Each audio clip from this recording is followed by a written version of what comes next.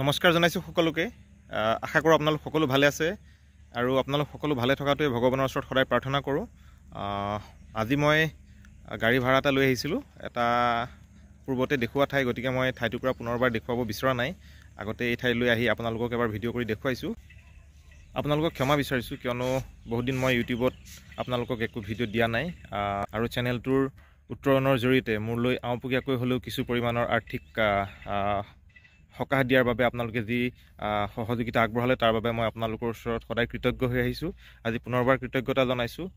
কিন্তু অপ্ৰিয় হ'লেও কথাটো এই যে মোৰ বিগত সময়খিনি যি ধৰণৰ মানসিক অৱস্থা গৈছে, যি ধৰণৰ পৰিস্থিতি বা প্ৰত্যাহ্বান বা যি ধৰণৰ সমস্যাৰ সন্মুখীন হৈ আছোঁ, বহুত ইচ্ছা থাকিলেও আৰু বহুত বেছি মন থাকিলেও কেতিয়াবা কি হয়, ভিডিঅ'ত কথা ক'বলৈ বা মই আপোনালোকলৈ বুলি কিবা এটা আগবঢ়াবলৈ কেতিয়াবা বাট বিচাৰি নোপোৱাৰ দৰে অৱস্থা হয়।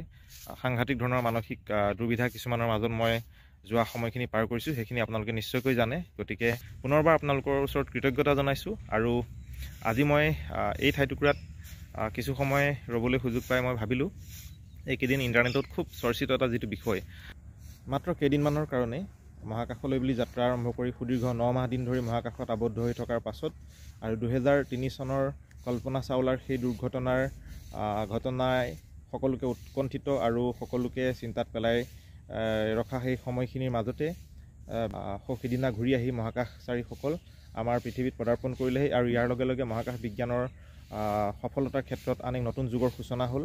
আৰু আমি সকলোৱে গৌৰৱান্বিত, আমি সকলোৱে আনন্দিত যে সেই মহাকাশ বিজ্ঞানীসকল, সেই মহাকাশচাৰীসকল সমগ্ৰ পৃথিৱীৰ বাবে অমূল্য সম্পদ। তেওঁলোকে মহাকাশৰ পৰা আমি আশা কৰিছোঁ যে যথেষ্ট সংখ্যক আমি জানিব লগা আমাৰ কৌতূহলৰ সম্ভাৰ, যথেষ্ট সংখ্যক কৌতূহল তেওঁলোকে দূৰ কৰিব পৰাকৈ প্ৰচুৰ তেওঁলোকে তথ্যৰ সম্ভাৰ তেওঁলোক লৈ পেলাই আমাৰ মাজলৈ ঘূৰি আহিছে আৰু তেওঁলোকৰ সুস্বাস্থ্য আৰু দীৰ্ঘায়ু আমি কামনা কৰিছোঁ। আজি আন এটা খবৰে মোক খুব উৎফুল্লিত কৰি ৰাখিছে, সেইবাবে মই ভাবিলোঁ যে মই অকণমান আপোনালোকক সম্বোধন কৰোঁ।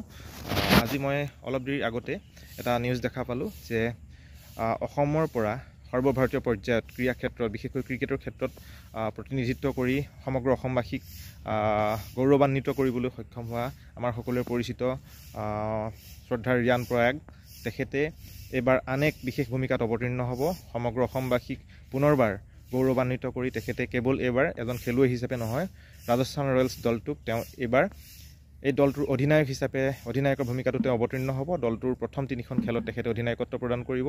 এজন খেলুৱৈ হোৱাৰ উপৰিও তেখেত অসমৰ তৰফৰ পৰা সৰ্বভাৰতীয় পৰ্যায়ত ক্ৰিকেটৰ ক্ষেত্ৰত প্ৰতিনিধিত্ব কৰা প্ৰথমজন অধিনায়ক হ'ব, যি আমাৰ বাবে সমগ্ৰ অসমবাসীৰ বাবে, বিশেষকৈ আমি যিসকলে ক্ৰিকেট ভাল পাওঁ সেইসকলেতো এই কথাটো খুব ভালেই পাব। আৰু আমি ভাবোঁ যে এয়া কেৱল ক্ৰিকেটৰ বাবে নহয়, ক্ৰিকেট অনুৰাগীসকলৰ বাবে বুলি নহয়, সমগ্ৰ অসমবাসীৰ বাবে, সমগ্ৰ ক্ৰীড়া অনুৰাগীৰ বাবে আৰু সমগ্ৰ ভাৰতবাসীৰ বাবে এয়া গৌৰৱৰ খবৰ যে অসমৰ পৰা ৰিয়ান পৰাগে এইবাৰ ৰাজস্থান ৰয়েলছ দলটোক প্ৰথম 3খন মেটছত তেওঁ অধিনায়কত্ব প্ৰদান কৰিব। আমি খুব গৌৰৱান্বিত হৈছোঁ, খুব আনন্দিত হৈছোঁ, খুব উৎফুল্লিত হৈছোঁ। আৰু ৰিয়ান পৰাগৰ এই সফলতাত আমি সমগ্ৰ অসমবাসীয়ে বহুত গৌৰৱেৰে তেখেতক শুভেচ্ছা জ্ঞাপন কৰিছোঁ। সমগ্ৰ অসমবাসীৰ তৰফৰ পৰা ময়ো মোৰ এই সৰু ইউটিউব চেনেলটোৰ জৰিয়তে তেখেতলৈ শুভেচ্ছা জ্ঞাপন কৰিছোঁ। আৰু আপোনালোকো ভালে থাকক আৰু মোকো আশীৰ্বাদ কৰি থাকক, এই আশাৰে ইমান আজিলৈ সামৰিছোঁ। নমস্কাৰ।